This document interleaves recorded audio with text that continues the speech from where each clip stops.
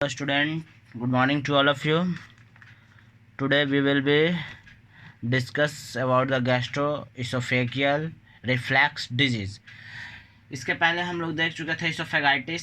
आज हम लोग देखेंगे गैस्ट्रोइसोफेगियल रिफ्लक्स डिजीज़ क्या है.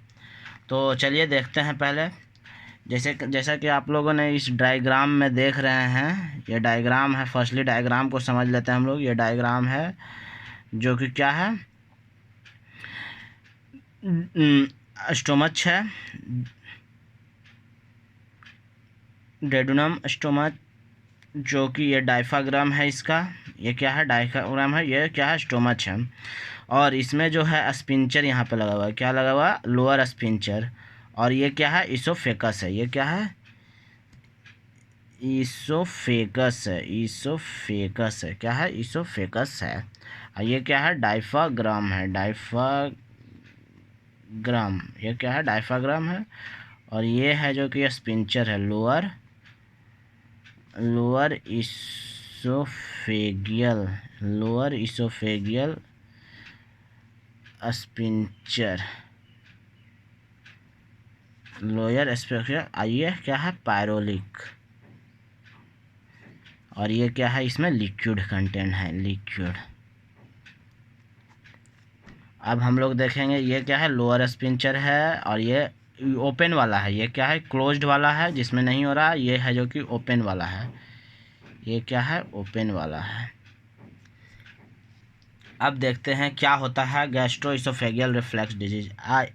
Acid reflux condition where the gastric juice containing acid travel back from the stomach into the esophagus causing the inflammation and damage. इसका मतलब है ना, इसमें क्या कह रहा है ना कि एसिड रिफ्लक्स है जो कि गैस्ट्रिक जूस के साथ जो एसिड कंटेंट रहता है वो फ्लो बैक हो जाता है. फ्लो बैक कहाँ हो जाता है, इसोफेगस में. उसके कारण जो है इसोफेगस में इन्फ्लामेशन और डैमेज होता है.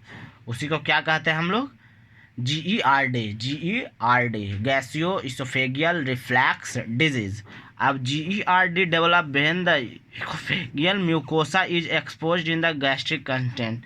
इसोफेगियल म्यूकोसा है जो गैस्ट्रिक कंटेंट से एक्सपोज करेगा, मतलब कि मिलेगा, एक्सपोज करेगा उसमें for a long period of time, लंबे समय तक. जब गैस्ट्रिक इसोफेगस म्यूकोसा में गैस्ट्रिक कंटेंट लॉन्ग टाइम से रहेगा, मिलेगा, कंटेंट गैस्ट्रिक एक्सपोज करेगा लॉन्ग टाइम से, प्रोलॉन्ग टाइम से, then the resulting and symptom in a small proportion cases this led the esophagitis.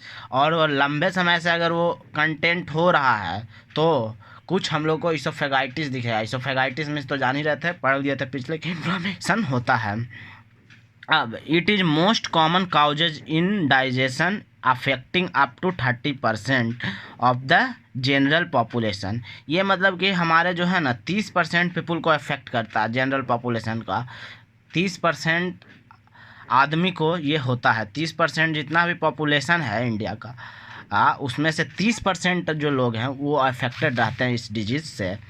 अब हम लोग देखेंगे क्या, इट्स डेवलप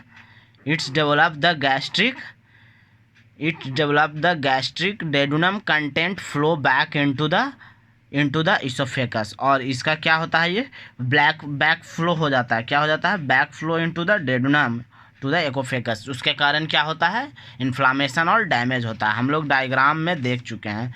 डायग्राम में क्या देखें हम लोग कि ये जो स्पिंचर है ओपन है और ये क्लोज है. तो क्लोज वाला तो नॉर्मल है कि ये नहीं, ये बैक फ्लो होने से रोकेगा. बट जो यहाँ पे ओपन है, ऊपर कुछ ना कुछ कंटेंट चला जाएगा. उसके कारण क्या हो जाता है, इकोफेगस में डैमेज हो जाएगा सेल, और फिर है जो कि इन्फ्लामेशन और डैमेज हो जाएगा. गैस्ट्रोइसोफेगल रिफ्लक्स डिजीज मेनली उसको कहते हैं. देखिए, अगर शॉर्ट में हम लोग इसे बोले तो कहें कि जो स्टोमच में HCl का कंटेंट होता है, हाँ, एसिड का कंटेंट होता है, वो इसोफेगस में चला जाता है. इसोफेगस को जो है जो कि क्या करता है, डैमेज करता है. क्या करता है, इसोफेगस को क्या करता है, डैमेज करता है. डैमेज करता है मतलब कि इन्फ्लामेशन और डैमेज करता है इसोफेगस को. उसको हम लोग क्या कहते हैं, GRD gastro oesophageal reflex disease कहते हैं उसको। क्या कहते हैं? GRD gastro oesophageal reflex disease कहते हैं हम लोग।